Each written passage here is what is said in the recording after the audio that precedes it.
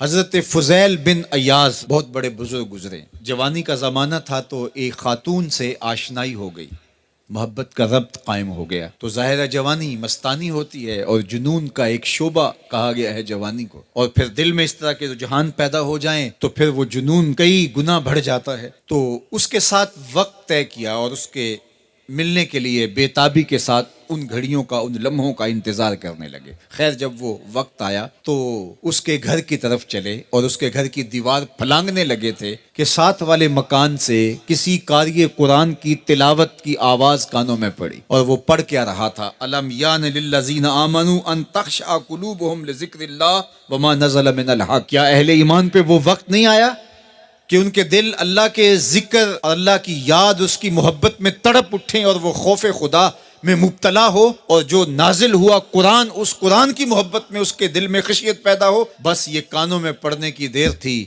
کہ دوبارہ گلی میں چھلانگ لگائی اور کہا میرے اوپر وہ وقت آ گیا ہے، اور جنگلوں کو روتے ہوئے نکلے اور حضرت فضیل بن ایاز پھر ولیوں کے امام قرار پائے۔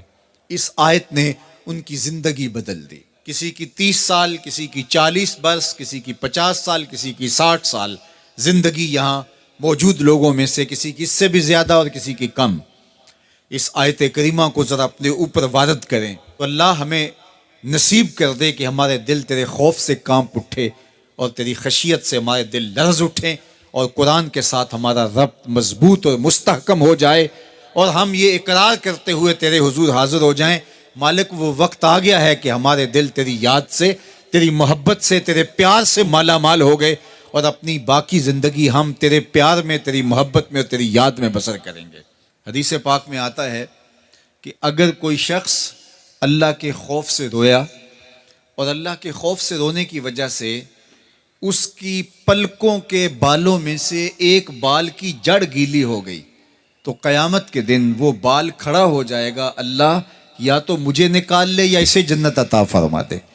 تو اللہ جل شانہ اس بال کو تو آنکھ سے نہیں نوچے گا، بلکہ اس شخص کو اللہ جنت عطا فرما دے گا۔ اللہ اکبر! گناہ گار کی آنکھ کا پانی اللہ کے غصے کی آگ کو ٹھنڈا کر دیتا ہے، اس لیے ہمیں رونے کا کہا گیا، فَلْيَضْحَكُوا قَلِيلًا وَلْيَبْكُوا كَثِيرًا۔ اللہ اکبر! ارشاد فرمایا کہ تھوڑا ہنسا کرو، زیادہ رویا کرو۔ صحابہ کو ہنستے ہوئے دیکھا تو آقا کریم علیہ السلام نے فرمایا کہ تمہارے تک اللہ کی امان نہیں پہنچی اور تم ہنس رہے ہو۔ عرض کی حضور اس کا کفارہ؟ تو فرمایا اس کا کفارہ یہ ہے کہ جتنا ہنسے ہو اتنا ہی تمہیں رونا پڑے گا۔ میں اور آپ ذرا اپنی زندگی پر غور و تدبر کریں، ہماری زندگی میں ہنسنا زیادہ ہے یا رونا زیادہ ہے؟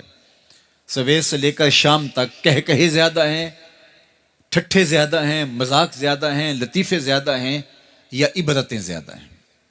تفکر زیادہ ہے، تدبر زیادہ ہے، سوچ بچار زیادہ ہے، یاد الہی میں تڑپنا زیادہ ہے، آنکھوں سے یاد خدا میں بہنے والے آنسو زیادہ ہیں، یا غفلت سے پھوٹتے ہوئے کہے زیادہ ہیں؟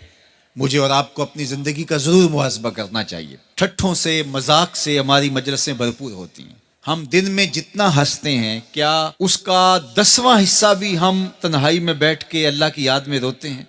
اگر ایسا ہے تو مبارک ہو، اور اگر ایسا نہیں ہے تو اللہ سے آنسو مانگو، اللہ سے درد مانگو، اس کی یاد میں رونا مانگو، اس کے ذکر میں تڑپنا مانگو، اس کی محبت میں بے تابیاں مانگو، آنسو مانگو، سسکیاں مانگو، تڑپنے پھڑکنے کی توفیق دے، دل مرتضیٰ سوز صدیق دے۔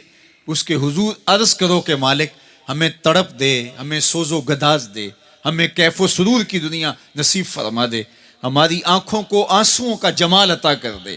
اور اگر ہماری آنکھوں میں آنسو نہیں ہیں، ہمارے پاس کہے ہیں، کہتے ہیں جو ہنستا ہوا گناہ کرے گا وہ روتا ہوا جہنم میں جائے گا، اور جس نے یہاں دکھ سہے، تکلیفیں سہی، آلام سہے، اس کے بدلے میں اللہ تعالیٰ اس کو وہاں راحتیں عطا فرمائے گا۔